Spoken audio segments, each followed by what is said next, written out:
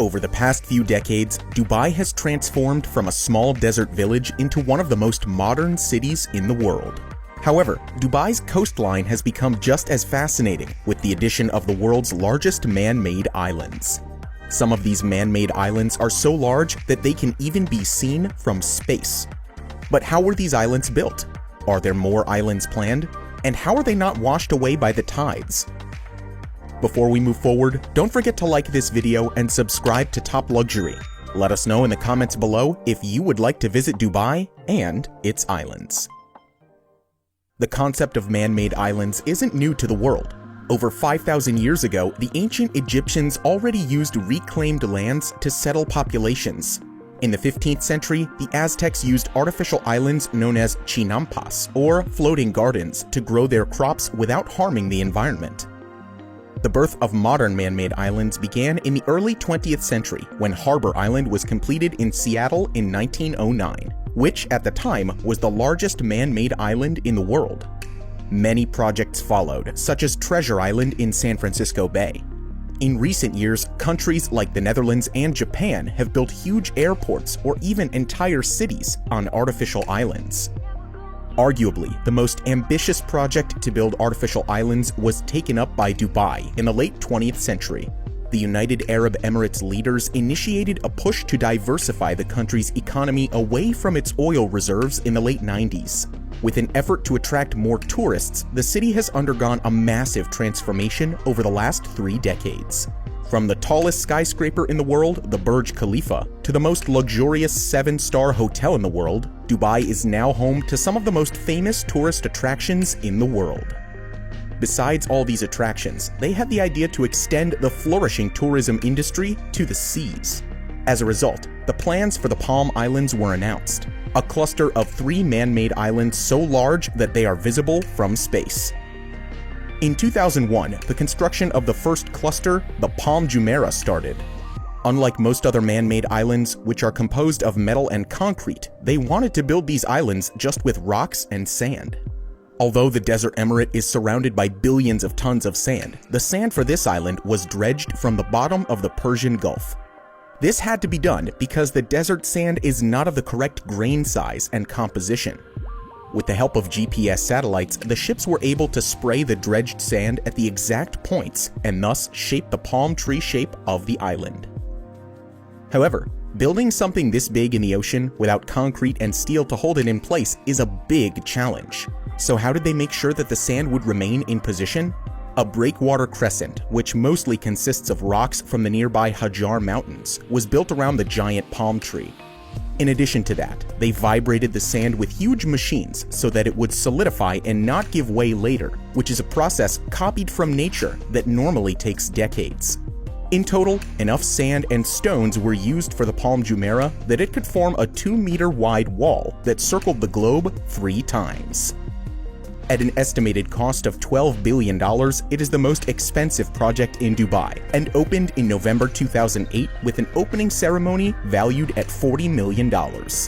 Of course, the show also featured the largest fireworks display in the world at the time. So far, it is Dubai's only finished island with an active population of around 11,000. With a length of 80 kilometers, it also doubles the city's current coastline. While the Palm Jumeirah is doing great, other larger projects have stalled due to the economic uncertainty that has affected the United Arab Emirates and Dubai after the 2008 financial crisis. One of these halted islands is Palm Jebel Ali. The construction of the Palm Jebel Ali began in 2002. Over 200 million cubic meters of rocks and sand were used to build the island, making it 50% bigger than the Palm Jumeirah. At the peak of its construction, 30,000 tons of rocks were transported on trucks from all around the United Arab Emirates to the construction site per day. After the land reclamation process was completed in 2007, the plan was to build an infrastructure for these islands. However, the project suffered a major setback due to the financial crisis in 2008. Property prices fell as much as 40%, and the infrastructure plans for Jebel Ali were put on hold. The developer even ended up giving refunds to some investors in 2011. There has been scattered progress at the site in recent years, however. the main developers remain confident that the project is still very much alive. Yet another island project that has been stopped is the Palm Dera, which is by far the most ambitious. The island was announced in 2004 with plans to make it at least 10 times bigger than the Palm Jumeirah. The volume of sand to be dredged was 1 billion cubic meters, which almost equals the volume of this lake in Switzerland. This is 5 times more than for the Palm Jebel Ali. By 2007, they had already completed 20% of the project. But similar to the Palm Jebel Ali, work on the project was suspended in 2008 in the wake of Dubai's property market crash.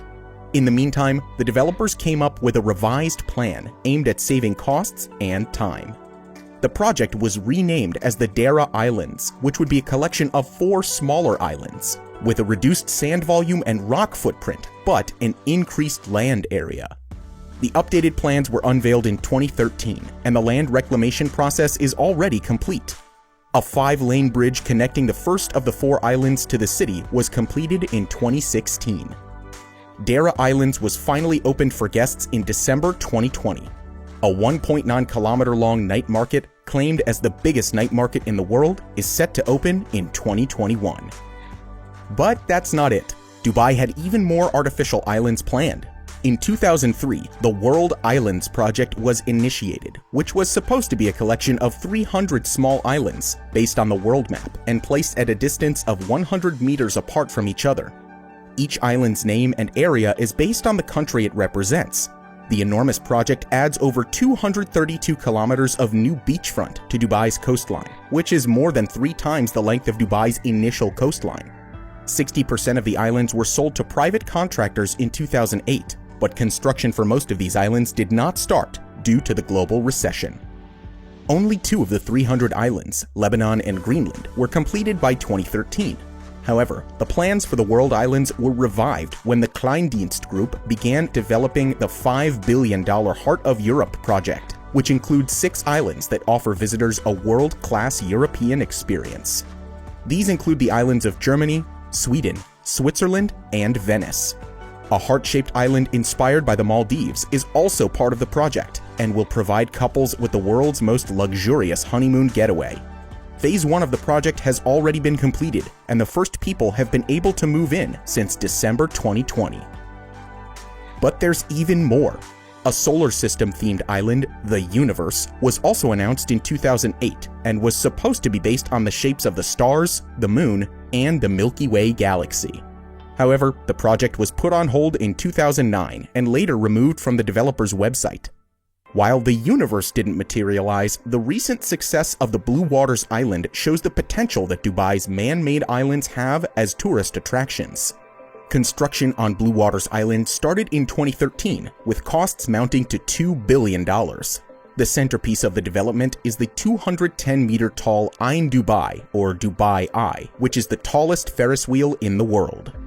The island was opened in 2018 and attracted more than 3 million visitors in its first year.